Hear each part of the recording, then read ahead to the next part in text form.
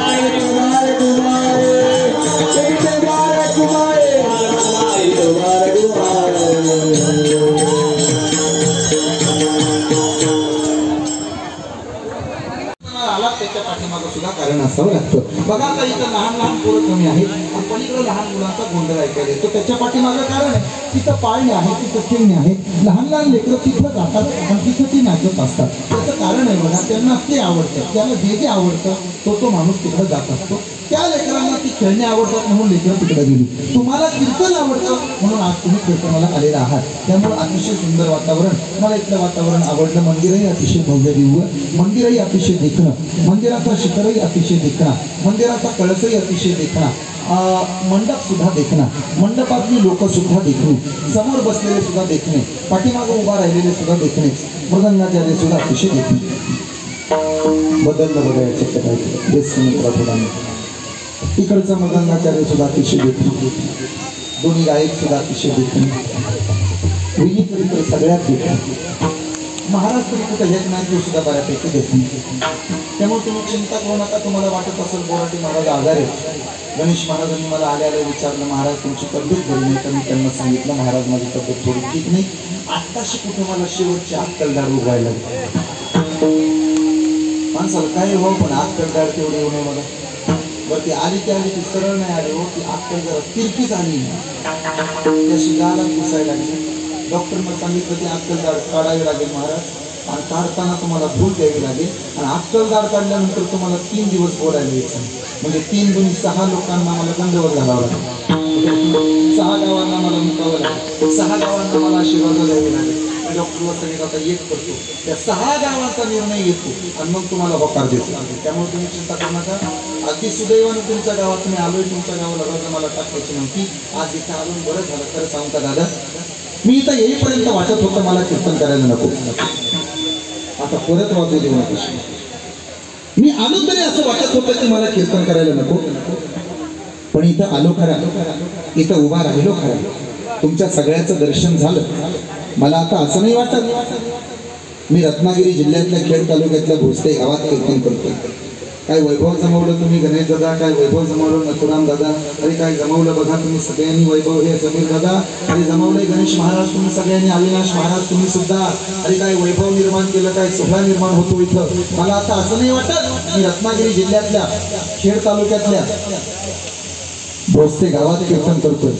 अरे मला तर असं वाटतं मी पंढरपुरातल्या पांडुरंगाच्या दरबारात कीर्तन करतो, एवढा गोड सोहळा होतो. आणि आता अशाच काळात शेवटपर्यंत वाजल्या पाहिजे. अरे आता मागचा एक मामा थोडा कमी करा, जास्त वाटतं तुम्हाला विचारायचं कळलं ना. स्पष्ट माझा आवाज बसणाराला जाऊ दे. ऐका आता कीर्तन. कीर्तन ऐकताना आजूबाजूला बघायचं. आपल्या तालुक्याला सवय आहे, एक वर लोक येत राहणार, तुम्ही अजिबात